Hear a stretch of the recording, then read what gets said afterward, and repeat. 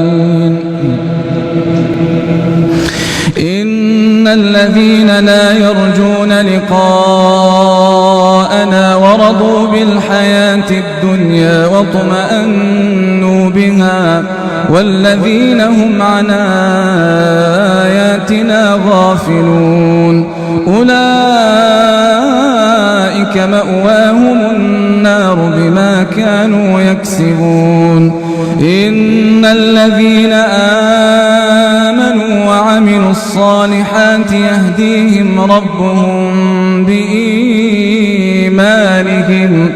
تجري من تحتهم الأنهار في جنات النعيم دعواهم فيها سبحانك اللهم وتحيتهم فيها سلام وآخر دعواهم أن الحمد لله رب العالمين.